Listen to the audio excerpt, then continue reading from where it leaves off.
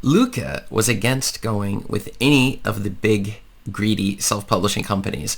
And so he figured out a great strategy. It was to simply go on his own website and sell it there. But there's one problem. Luca wasn't making any sales at all. And that's one of the reasons why in this video, as a follow-up to our previous video, we're going to just talk about the best self-publishing platforms of 2022. This is Chris Baird from selfpublishingmadeeasynow.com, where self-publishing doesn't have to be so hard. So the thing was, it was about 8 months ago or so, and Luca was asking about selling on his own website. This was the question that he was trying to address. He was trying to figure out, is this something that's actually doable? The thing was, Luca's main motivation was he'd heard about all of the things that Amazon or Ingram Spark or these other companies had been up to, and he wasn't happy with it. Whether monopolistic practices or some sort of capitalistic thing, or way they were treating employees, or ways that they were doing business or running competitors out of business, or impact on small sellers. There's all sorts of reasons why he was looking and saying, you know what, I just don't want to do it. The other thing was he didn't like the idea of only making 40 to 70% profit off of his books compared to what he would make if he sold on his own website, where he could get 100% of the profit and not have to mess around with these big publishers. And so, but the thing was, he wasn't sure if he'd be able to figure it out in order to get it up and going on his own website. So, by hoping to maximize profits, he realized that if he were to put it onto the main websites, he would only be losing money. He would just be giving them additional money to fund the things that he didn't really like. But at the same time, he was beginning to doubt a little bit his own ability to go about putting his video on, or his books onto his own website, and what exactly would be required. So the first thing was he set up his website. He went through WPX hosting, which is what I have in my affiliate links below in the description, and he started setting the whole process up, right? He then needed a payment gateway, which was a bit of a challenge for him. He decided to go with Gumroad, even though I myself like to go with ThriveCart, or SamCart was one of the other ones, which you can find my affiliate link below in the description. And the thing is, in order to be able to sell directly to your customers. So then the idea was he then needed to figure out, well, which formats should he have it in? Is it EPUB or MOBI files?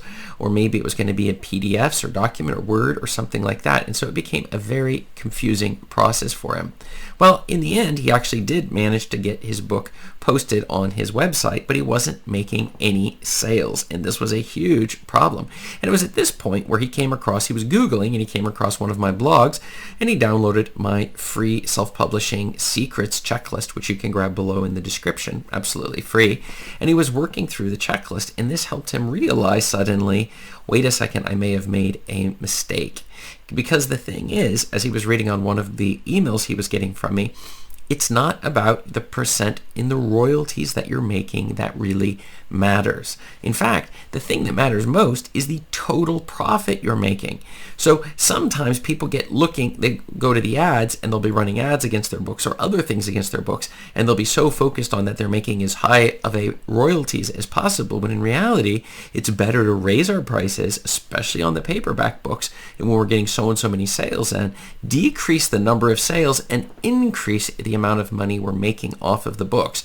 And we're trying to find that exact medium. And that was something I was discussing with Luca about, how exactly to go about doing this. And the thing was, when we do not go this route, and we try a route like putting it on our own website, what you're going to find is, well, how much traffic do you already have coming to your website? That was the first question I asked him, and the answer was, well, I don't even know. So we set up Google Analytics on his website so we could take a closer look and to see that he really wasn't getting that much traffic from Google, which is a huge, huge problem for him when it comes to trying to make sales on your website. He did send his book link and the link to his website to all of these social media and Facebook groups and other things, but that didn't really drive that much traffic to his website. So this was a big challenge for him.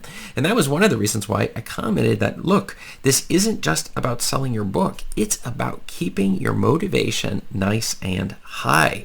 If your motivation goes down, you're not going to make any sales at all.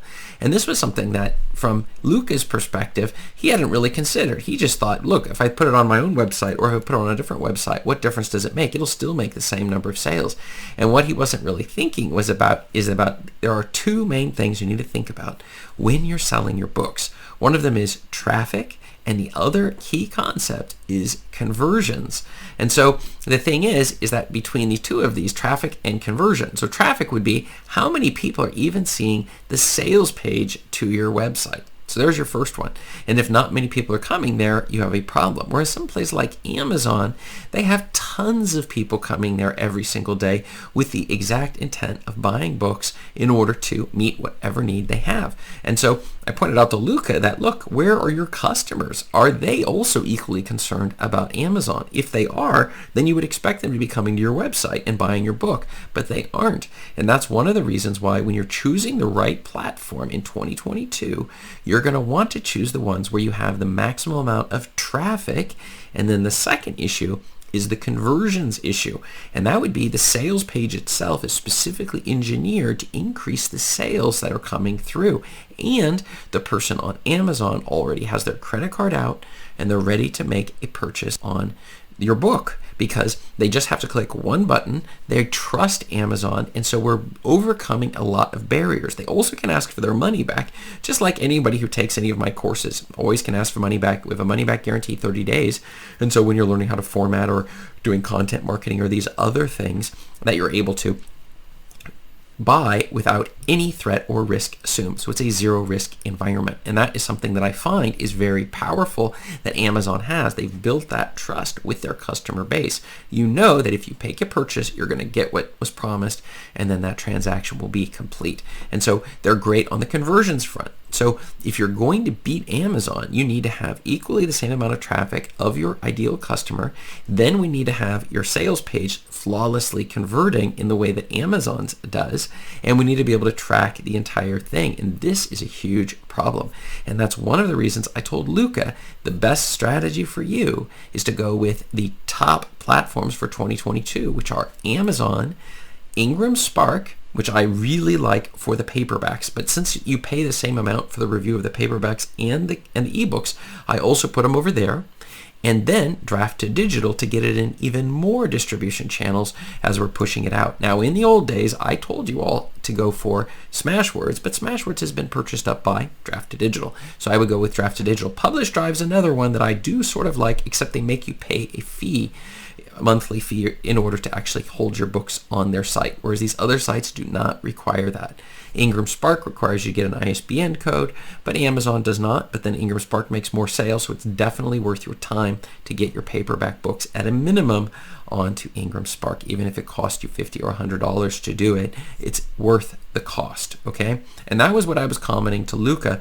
And the thing that he didn't quite understand was that with Amazon, if your book is not in KDP Select, that's just the ebook version, then you're free to sell it on these other platforms as well, including your own website, which is something that he had simply not considered. And that's one of the reasons why his journey in this case, it had started with just coming across one of my blogs and then grabbing my absolutely free self-publishing secrets checklist, which you'll find below to make sure that your books are being produced smoothly and are selling, in addition to getting my email list and my newsletters where I tell you the secrets as well, and we go in depth. But so feel free to grab a copy of that. But that's really where his journey started. So, but where did it all end up? So the ultimate obstacle that he was facing, it was the idea that he did put it on his site and he put it in the different formats, but he was making no sales. So he said, okay, fine, I give up. I will put it on Amazon.